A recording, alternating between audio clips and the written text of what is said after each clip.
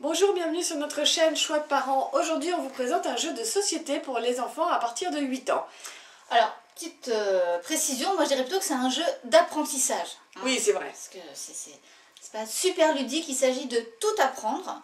C'est intéressant, cela dit, sur les pays. Ouais, c'est comme le nom l'indique, les pays du monde. Donc leur emplacement. Les capitales, les drapeaux, voilà. Donc effectivement, l'objectif, c'est vraiment d'apprendre. Et ils considèrent qu'ils vont apprendre à partir de 8 ans. Nous, on a testé, sincèrement, on dit avant en 10 ans, c'est pas la peine. Ou alors ils sont brillantissimes, vos enfants. C'est ça. Et on va vous montrer tout de suite pourquoi on le sent à partir plus de 10 ans.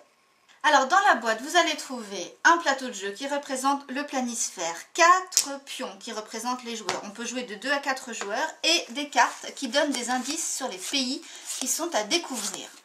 Comment est-ce qu'on joue? C'est simple, le plus jeune commence, il avance d'une case. Là, il va devoir découvrir un pays. L'autre joueur tire une carte et peut lui donner des indices au choix, le drapeau, la capitale du pays ou son emplacement. Par exemple, je vais lui dire la capitale, Caracas. Là, il ne sait pas, évidemment.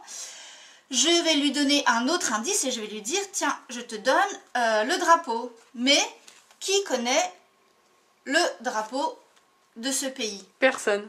Voilà. Donc il y a peu de chances qu'il avance. Parce qu'à 8 ans, et même plus tard, il n'y a pas grand monde qui connaisse les capitales et les drapeaux des pays. Surtout du Venezuela. Voilà, exactement. Et ainsi de suite. Donc du coup, le jeu va durer très très longtemps parce que personne va avancer. Le but du jeu étant d'être le premier à arriver sur la case d'arrivée, forcément.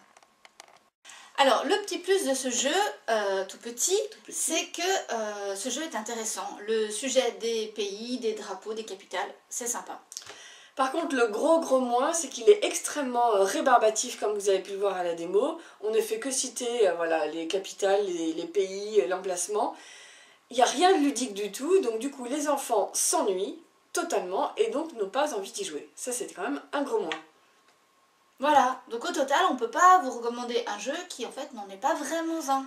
Ouais, voire pas du tout. C'est bien à faire à l'école. Du coup, les enfants n'y joueront pas, il restera dans un coin. Et donc voilà. Tant pis. On vous a tout dit. À bientôt. À bientôt.